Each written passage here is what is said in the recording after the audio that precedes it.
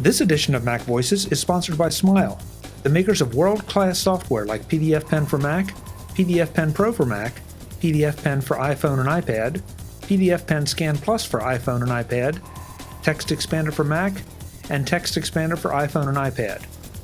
Learn more about all their great products at smilesoftware.com. Good evening. This is Mac Voices Live, and this is an Ask Me Almost Anything, because if you're out there, whether you're viewing this live or not, I'm not sure I completely trust you to just say, I'll answer anything. But I thought it would be interesting to do this kind of format for a couple reasons, not the least of which is that I occasionally get questions about the setup. In fact, more than occasionally, the setup of Mac Voices, how certain things work, why certain things are the way they are. So I thought I'd create this. If we get a live audience, great, and if not, I can point to this episode as a way to answer some of those questions. So if you're listening live, great. Please hit me up in the chat. And if you are listening after the fact and want to comment or question, please drop me an email, chuck@macvoices.com. So probably the most common thing, and the one that I always chuckle a little bit about, for absolutely no good reason, when I started doing Mac Voices and some of the other shows way back when, I guess I adopted a different numbering system. Everybody else started with 1, but I started by putting the year number in front and then the show number for that year following that. So, for example, if this is 2018, then the first two numbers would be 1 and 8, and then this would be show number 158, 159, I believe. So it would be show 18159. It helps me kind of keep track of how many episodes I do a year, so I've got an idea of how things are tracking, what I'm delivering to you. And really, I have no idea why I did that. It just seemed to make a lot more sense than doing 1, 2, 3, 4, and then crawling up, into the upper numbers. So that's the numbering system. If it makes sense to you, then great. And if it doesn't, well, sorry about that. But at the end of the day, it's still just a good solid reference number for a show if I'm referencing it either from another show or somewhere else. The other question, of course, is how are the guests selected? Where do I get my ideas? Well, first of all, there's nobody on Mac Voices that has ever been on Mac Voices that was there out of obligation or a trade agreement or anything of that nature. The guests I have on are people I really want to talk to that I find interesting, and I hope you will find them interesting. But at times, I feel like I almost do the show for myself because I enjoy talking to all these people. This was especially true, and it always is, when I do any of the trade shows. And right now, WWDC 2018 and Alt Conference are heavy on my mind because there were just so many really interesting people there, both the supporters of AltConf that I got to talk to, developers that I'd never met, sometimes just people that I struck up a conversation in the hallway with, and ended up being some of my favorite interviews. This is just such an incredible community, and the whole consumer electronics, but especially the Apple part of that, is just such a great community. You go to these conferences, and there's nobody that's there because they have to be. Everybody has the passion for their project, whether it's something that they're exhibiting and showing, or whether it's something they've created, or maybe it's just commentary on the Apple announcements. So that's one reason I do it, as far as doing those kind of interviews. The rest of the interviews, I'm always looking for articles or opinions or commentary from people that I trust or people that I respect, or maybe people I just want to talk to. One thing that I've mentioned on the show once or twice before, but not a lot, is that I send out plenty of invitations to folks that I never hear back from. Never quite sure about why that is, but that's the way it is. There was a great discussion I had with Josh Michaels, though, a couple episodes back at WWDC, where we discussed that problem, that they need to know that I'm a legitimate individual when I'm soliciting them for the podcast, and I need to know that they're a legitimate individual, if they're looking to contact me and try to be on the show. So that's something we're trying to work out. But at the end of the day, I like talking to the people that I think are interesting, and I hope that you find them interesting too. Sort of along the same lines. I get questions about why do I have so many authors, whether they're paper books or ebooks, and of course the Take Control books in particular. And that's pretty simple. Outside of the developers of the software or whatever topic we're covering, these authors are folks that have spent hours and hours and hours with the product that we're addressing. So it's not one of these things where they've they've used the software for a day or two and then written up a review on it. And that's to take nothing away from the reviewers, but these are the folks that have really dug in deep because they're going to do more than 150, 200 word review. They're putting down something of substantial length, and that means they've done a lot of research. And so I feel like those are good people to address questions to find out, maybe things the developer does. Sometimes the developer may not even know about their own software because these folks have run it in testing environments, they've run it in real-world environments, and I just find them to be a great source of information. And of course, reviews have their place too, and I do some here on MacVoices, and there's some other folks whose reviews I especially respect, notably the Wirecutter.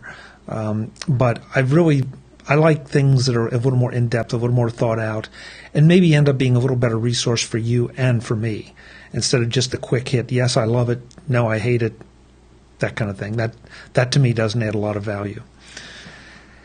Okay, so here's one that is a little bit different. People would like to know what happened to Mac Notables and the Mac Jury. Well, the Mac Jury is still around. We still do that from time to time, which basically it's MacVoices in a panel format. It always has been that, with the idea being that MacVoices is typically one-on-one, occasionally one-on-two. But for the most part, that's it. And if there are two, they usually come from the same company or organization or whatever. So the Mac Jury is a bit more of a roundtable thing where we try to dig into some topics, address things that are interesting, the things that are on our minds and hopefully are on yours. And if we don't deliver any answers, at least maybe we help you think a little bit. Mac Notables started at the same time that MacVoices did. And at that time, we had pretty much everyone there was not doing any podcasting. I mean, they were just what the name says. They were Mac Notables. They were some of the most recognizable people in the Mac community and the Apple community. But podcasting was not yet a complete thing, and so we put that panel together to give all of those folks a place to go and have their voices heard. Time rolls on. We're now a number of years down the road, and some of those folks have started their own podcasts. Some appear regularly on other podcasts. Some have different venues. Ted Landau, of course, has retired from active writing and therefore active podcasting, although he still shows up here once in a while on MacVoices. And I love having them all. They're all great guys. There were some that went to work at Apple, and so therefore that shuts them down, of course. So the panel just sort of slowly eased out.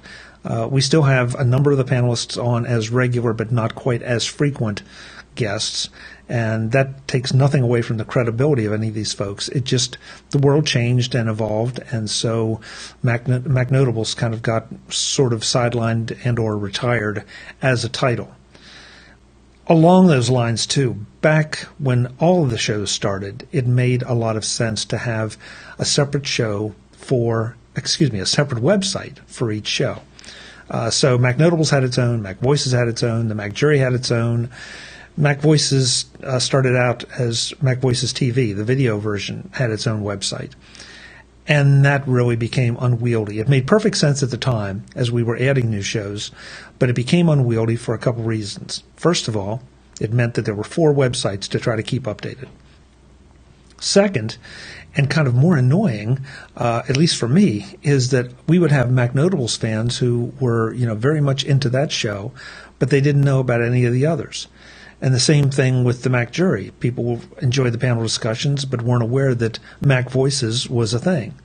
So a while back, I decided to consolidate everything into one website, which is the one you see now, MacVoices. Still keep the category tags so that if you want to go and look for something that is the Mac Jury or Mac Notables, those tags still exist, and I continue to tag shows with those depending on who the guests are. But it made it a lot easier for me to have one website, one identity, where we just have then multiple types of shows. So you can almost think of it as almost a channel with different kinds of shows, with, of course, MacVoices being the primary one. So this is always a fun one. Why do some shows look and sound better than others?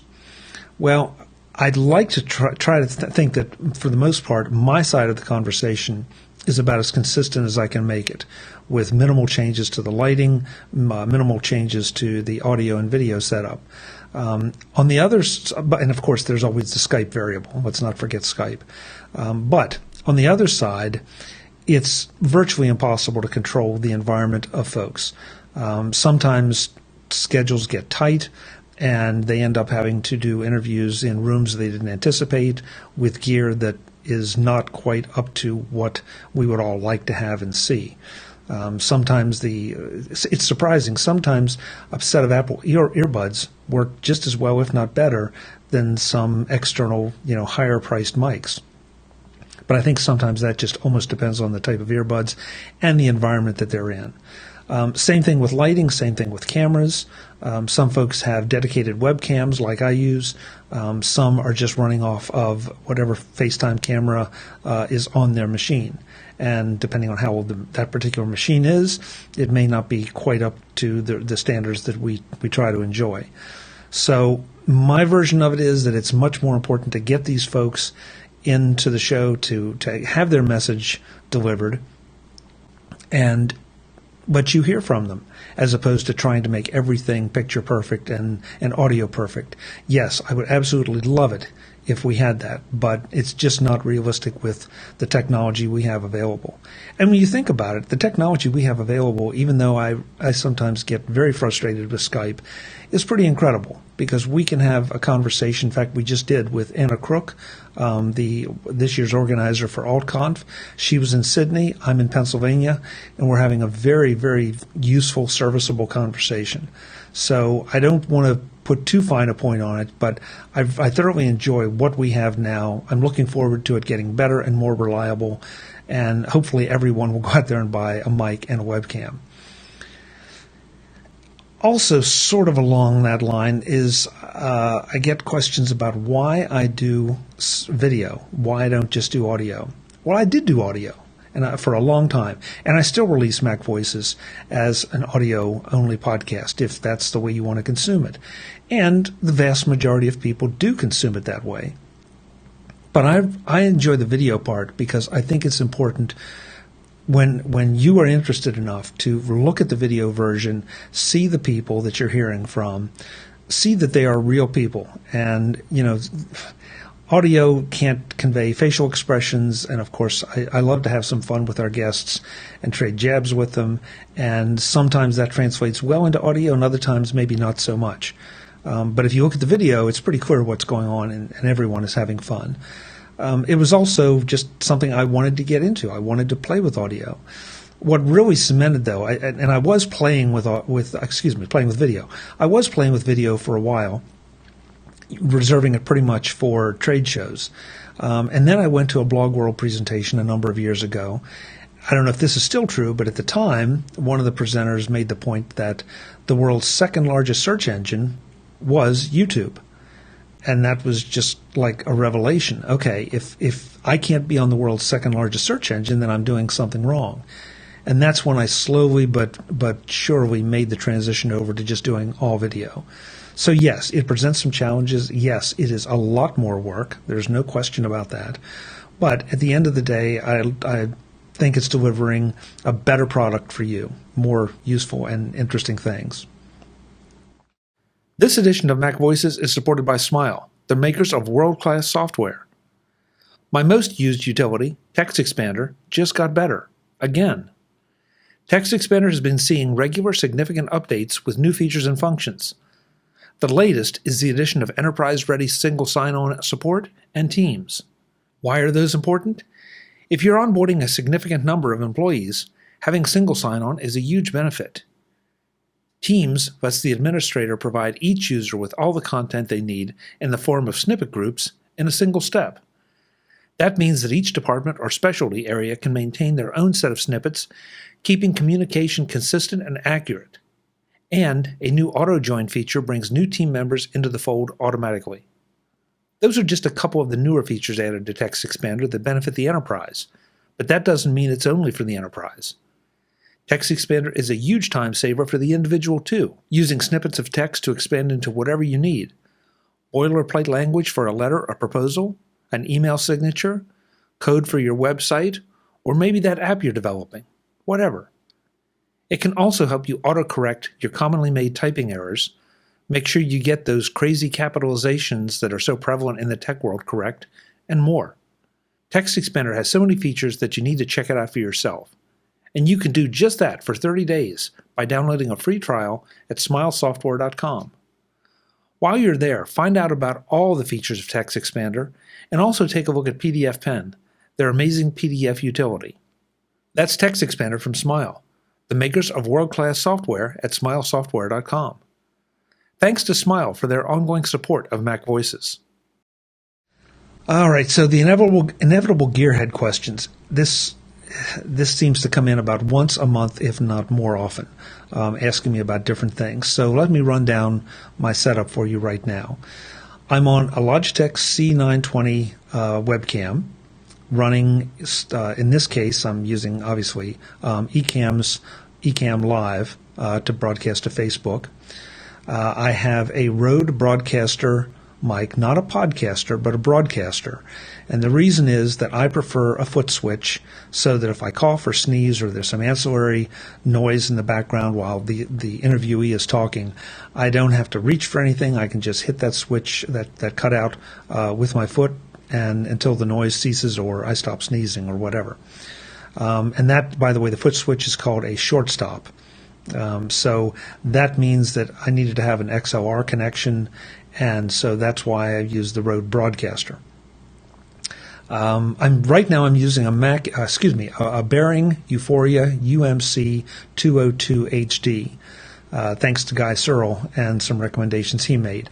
I was using a Mackie Onyx, and for a while I was using just a Blue Icicle, and was reasonably happy with the performance, but not completely.